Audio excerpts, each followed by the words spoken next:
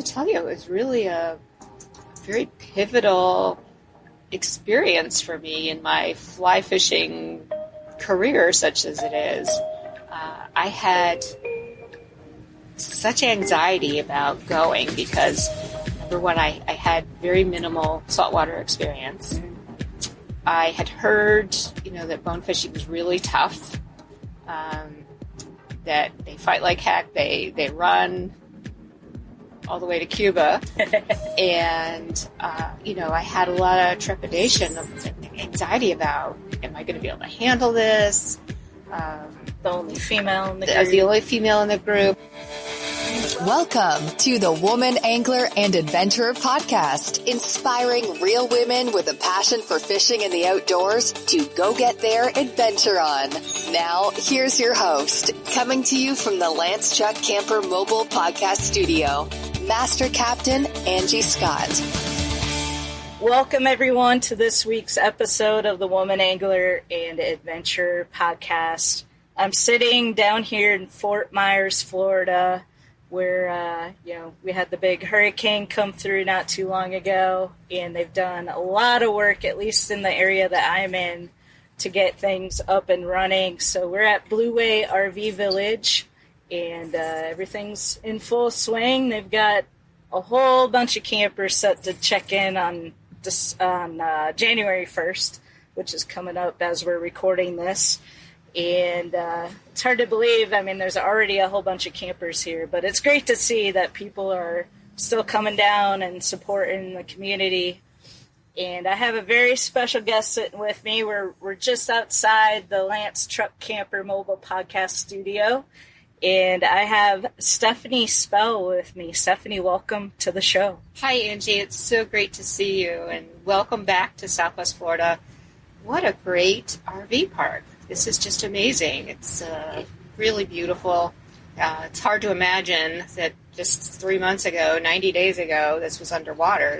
They've done a great job with recovery, as the whole community has. Absolutely. Yeah, I mean, we've been following them on Facebook since through the storm, and it was pretty amazing to see that the second the water receded, they were here. Yeah. Everybody jumped in. People that stay here, a lot of people that stay here, they were hands-on, getting drywall ripped out, doing cleanup, debris, whatever they had to do. And hats off to Chad, who's the manager here.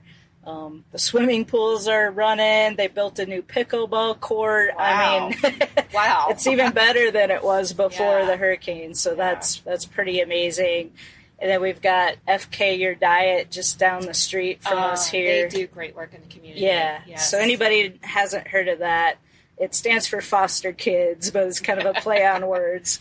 But right now they're giving away food for free. They're just asking for donations if people are able to. And they were here at Blue Way every day after the hurricane feeding people. So shout out to them too. Yes. But So Stephanie, you're down in Naples. Yeah, right? Yeah. Been in Naples about 45 years now. Wow. So, seen a lot of changes. It's a beautiful area. Where did you come from? So I grew up in upstate New York, in a little town called Woodstock. Okay. Might have heard about Real it. famous little town. We spent our winters there, and then we spent our summers on a tiny island off the coast of Rhode Island called Block Island. And my parents were both involved in the school system, so the day after school got out in June, we headed to Block Island, and Labor Day we were headed back to Woodstock. During the summer, my dad was harbor master Nice. on Block Island, so did a lot of water adventure, fishing, lobstering, scalloping, sailing. In New York, upstate New York in the winter, we did a lot of skiing and fishing and adventuring in the Catskills. Cool. Very cool. Yeah. So you enjoyed it as a kid? Yes. Good. Yeah. Yeah. Some kids they're just not into it. Yeah. Yep. No, our whole family was pretty is pretty adventurous. My mom and dad are still with us. They live out in western Washington on the Olympic Peninsula, so they're in their mid-80s and still living an adventure life. Very cool. Love to hear that. So talk a little bit about the Catskills, because I've heard a lot about it, but I haven't had many people on the show from that area. Yeah. So it's a beautiful area. We're like 90 miles from New York City, but completely different from New York City. And, it's kind of the birthplace of fly fishing in the United States. So a lot of people think I grew up fly fishing because I, grew up in the Catskills, but I did not. I've only been fly fishing like the last 7 years. But I can remember riding the bus to school and passing some of the famous little streams and rivers. And there's always people fly fishing, and it always just looked so interesting. And it's something I've always wanted to do. So about 7 years ago, my daughter, Jessica, and I took a weekend women's immersive outdoor class called How to Become an Outdoors Woman, sponsored by the Florida Fish and Game. Yeah, very cool. So, and then as part of that weekend, they're like, 2 and 4 hour intensives of, about camping and hunting, and we learned how to field dress a dove, and with really world class experts teaching us. And one of the classes was fly fishing, and I am going to do that. Signed my daughter and I up. Had a great casting instructor, and a little cliche, but I was hooked. So I went home and told my husband Steve, this is just great. We've got to try it. He was really into golf at the time, and he was like, I don't know. A couple weeks later, he and I went fly fishing, and he hardly ever golfs anymore. Let's just say that. And I love it. So he's quite the angler now. Very cool. Yeah. So, all right, so lots of questions here. Yeah. First of all, do you remember, because we talk about How to Become an Outdoors Woman, that program a lot on the show. Mm-hmm. They do a lot of great things throughout the country. Do you remember how you came across that event initially? I think it was on social media. Okay. I followed Florida Fish and Game, and I think they posted something about it, and I just kind of did a little dive into it and said, this sounds like something Jess and I would enjoy. Very cool. Yeah. I personally have not participated in an event yet, but we've done 3 of them. Because they alternate in Florida. They alternate between a site in Palm Beach County and then a site in the Ocala National Forest. So we've done both of those, and they're just great. We made some lifelong friends, and and fell in love with a lifelong passion now of fly fishing. Awesome. We'll put a link to their website in the show notes so people can go check it out and see what events are happening in your area. Yeah. So hopefully you do have an active How to Become an Outdoors Woman group in your area. And great. As you can hear, Testament. Yes. Great way to learn and get into it and learn different things too. I mean, you may already know how to conventional fish and fly fish, but do you know how to field dress a dove? Yeah, exactly. Exactly. You never know when that might come in handy these days. For sure. So my next question was going to be, so after you did that and then you and your husband went out fly fishing that first time, did you go out on your own or did you hire a guide? We hired a guide. We had been spending a lot of time in Blue Ridge, Georgia, about 90 miles north of Atlanta. And we noticed that there was a private water there called Nontutla Creek Farms. And we called them, say, we're new to fly fishing. What's, how do we do this? And they said, we've got great guides. We've got all the equipment, because we had 0 equipment at that time. We have quite a lot now. Quite a lot. 7 years. Yes. And so we went there in the private water.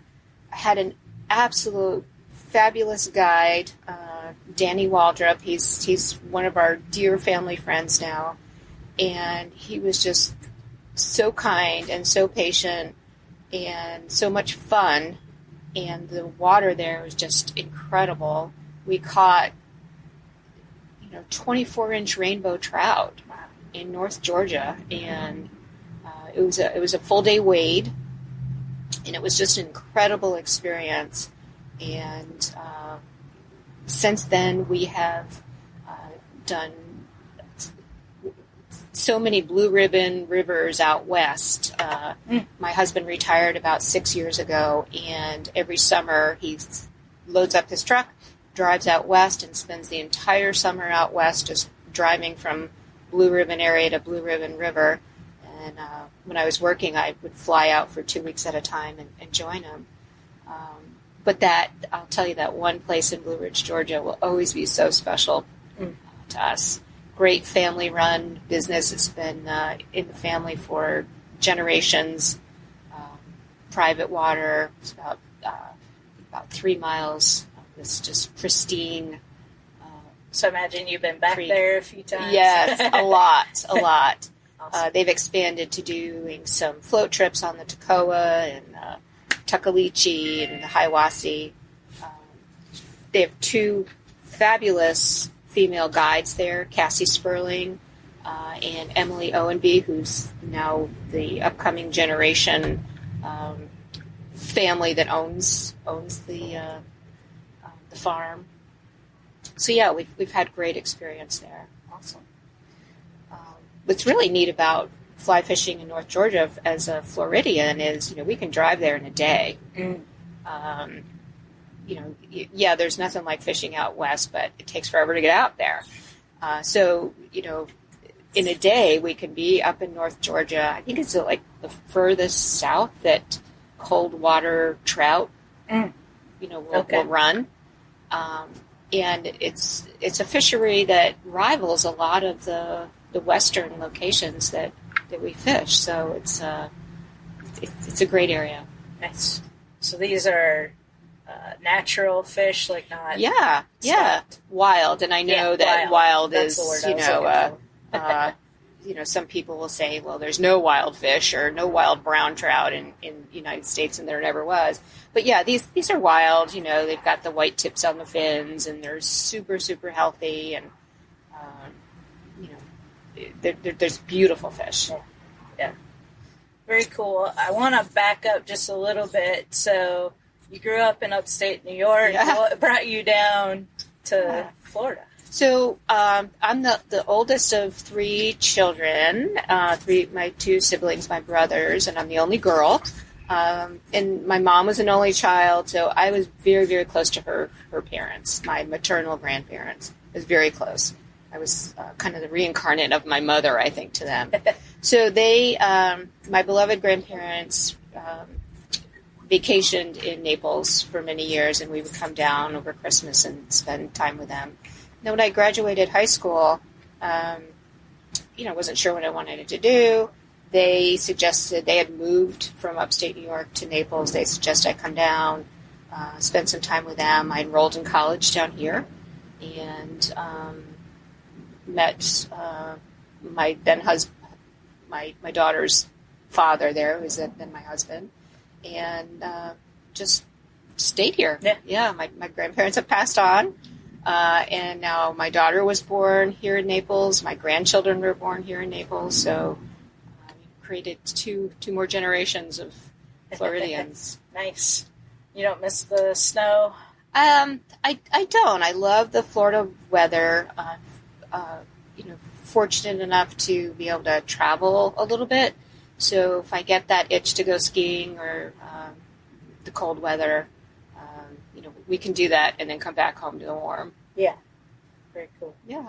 Well, I want to get back into your fishing experiences, especially around here. But I want to talk a little bit about your career as well, because that's a little bit unique for a female. Yeah. So I just retired in November after serving for 35 years at the Collier County Sheriff's Office.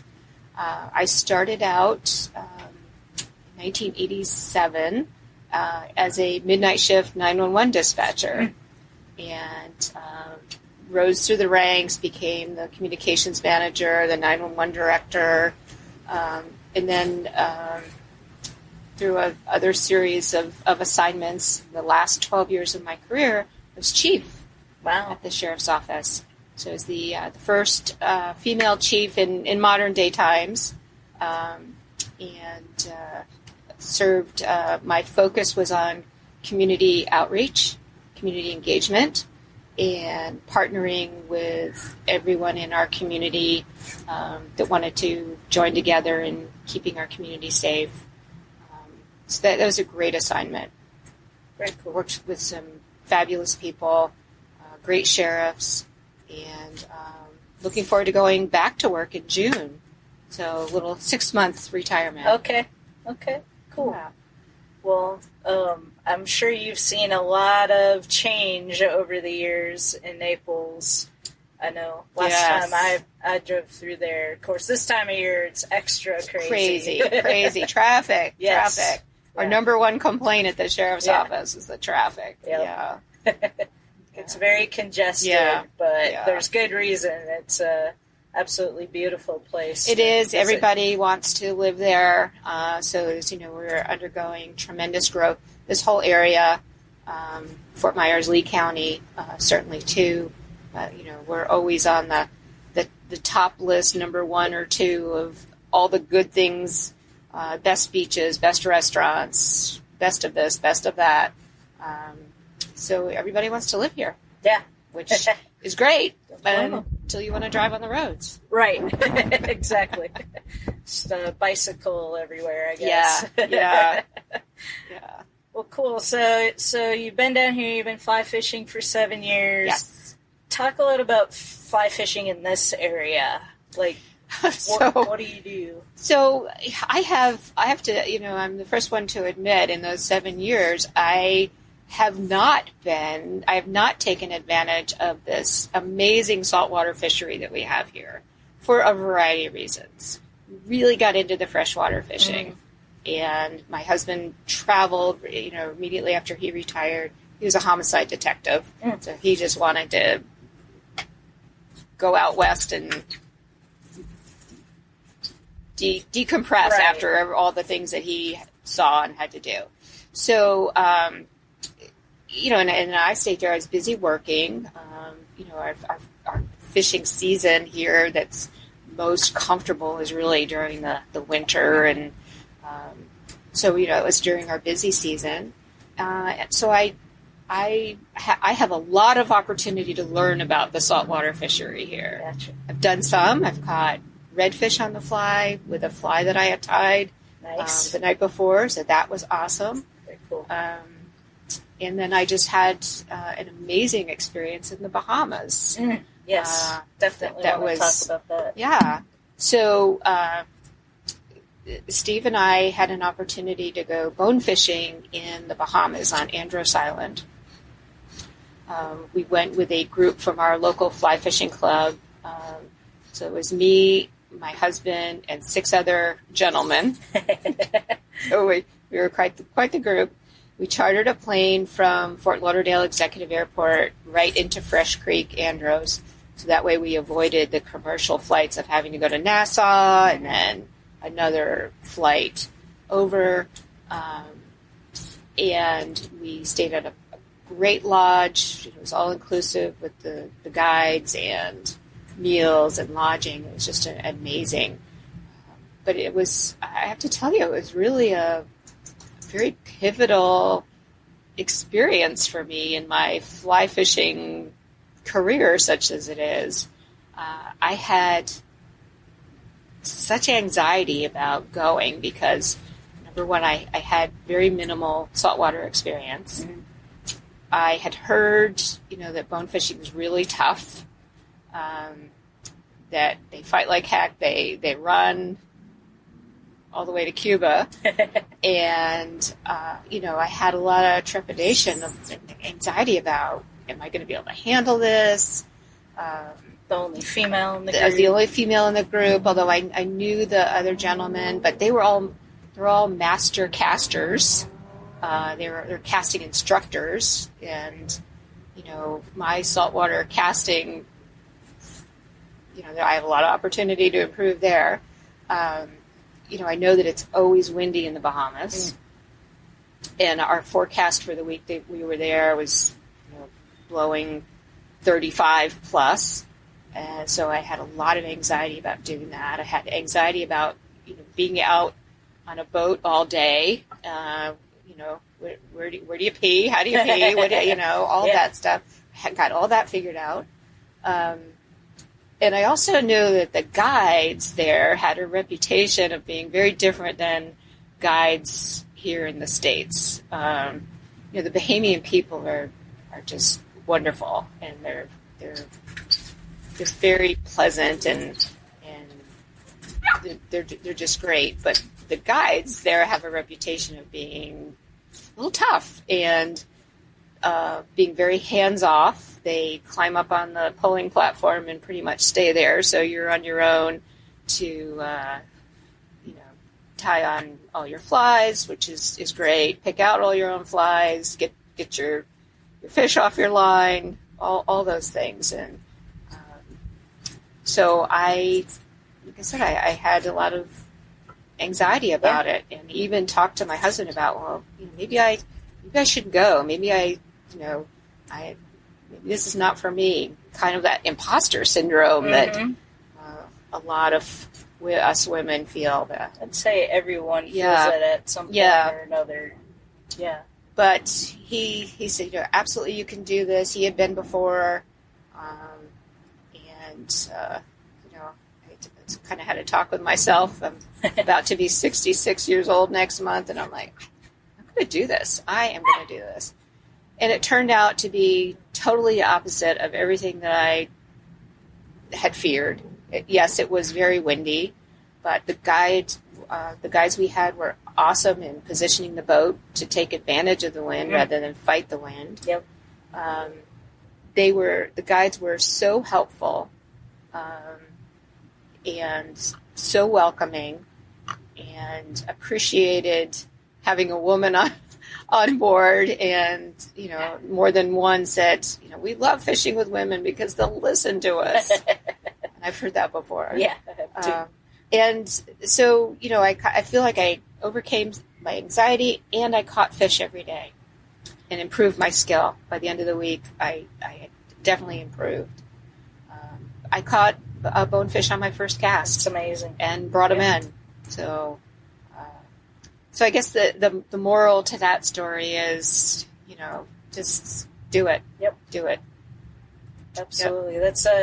It's a recurring theme on the podcast, and, stories shared is, if you're scared, do it anyway. Yes.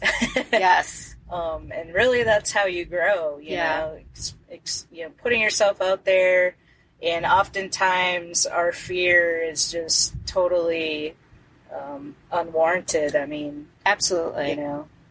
And that's what, kind of the purpose of the show is to share these exact stories to show, inspire you listeners.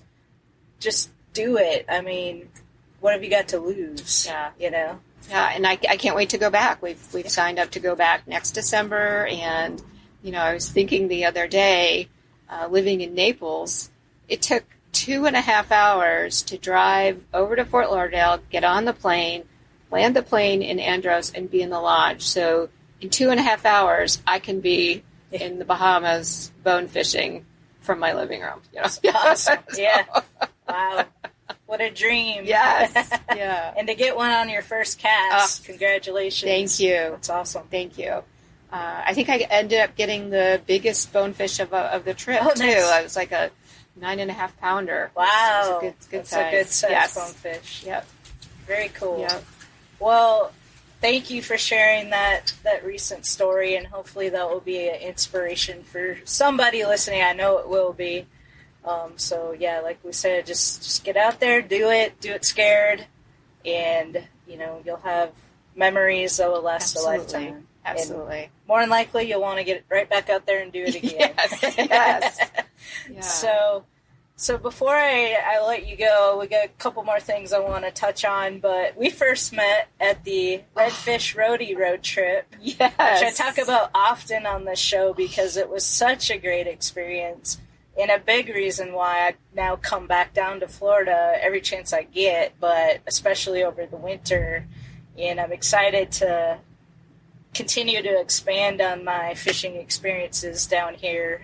Just last Friday, Captain Debbie Hansen took me out and showed me some freshwater areas. Oh, man, you could not have had a better person to do that. Absolutely. And yeah, the cold front was literally that day, the temps were dropping in the afternoon, and we got out there and still caught fish and got my first peacock bass. Oh, I'm so happy for you. That is definitely on my list. We weren't unnecessarily expecting it to happen because they don't like cold weather. But Debbie, put me on them. She found them and wasn't the biggest peacock bass in the world, but it was a peacock bass. And congratulations. Yeah, thank you. And then unexpectedly, I caught a bowfin, which we were largemouth bass fishing, and Debbie said, we have never seen a bowfin in this particular body of water, so it was a surprise to all of us. I didn't even know it was. Great. So thankfully Debbie was with me to idea. Yeah, exactly. So that was super fun. But yeah, no, I love Florida, and that Redfish Roadie road trip was such a pivotal moment for me to come down here and experience and meet all these awesome ladies in Naples and Marco Island. And so, we got to meet at that event. Yeah, that was a great event. So I think the focus of the tour was to do casting certification. Mm-hmm. So my daughter Jess and I signed up, and that's where I got my bronze casting. And it was evaluated by, Heather Hodson and Jen Ripple. It's like, oh my gosh, talk about fangirling. That was just 3 years ago, and we were just in awe that we were, even rubbing shoulders with those two just icons of the industry. And then they asked us to join them for dinner at the house that we were staying at on Marco Island. So Jess and I drove down to Marco Island, and we were just sitting there, and there's Jen Ripple and her mom, who she was just awesome, and Heather and her mom, and you weren't there yet because you came in a little bit later because you had quite the adventure that day. The epic day. Yes, and Katie Putterbaugh from Alaska was there. She does phenomenal hardcore fishing in Alaska. Yes, she does. And then a short while later, in walks Jessica Haydahl, who is, to me, is like the most prominent female water sports photographer in the world. Maybe the only full-time. There may be more now, but at the time she was the only full-time. Oh my gosh, female. She was just incredible. All these women. And then you came in a little bit later because you got delayed on your fishing trip there. Yeah. You had a great story to tell. And we were so glad that you made it because stranded on Jewel Key. Yes. For those of you that remember that story. And I could just remember sitting at the dining room table, and everybody's in the kitchen, and you were relating this story of survival. And the way you told that story, it was so funny and yet so compelling and so, oh my God. And we just had the best time. It was and I really appreciated the opportunity to just hang out with you guys that night. That was so much fun. Was that the same night that we did the charades? The fly fishing charades? No, we missed that. It was at that house, but it must have been a different night. Yeah. That was pretty fun. Yeah. Yep. I remember just sitting there going, oh my gosh, we are not worthy. Felt like Wayne's World. I'm not worthy. And then either Jen or Heather's mom made this amazing cheese bread. It was just incredible, and we had this huge spread. And I can't remember which one. I think it was Jen's mom. Jen's mom? That. Yeah. Yep.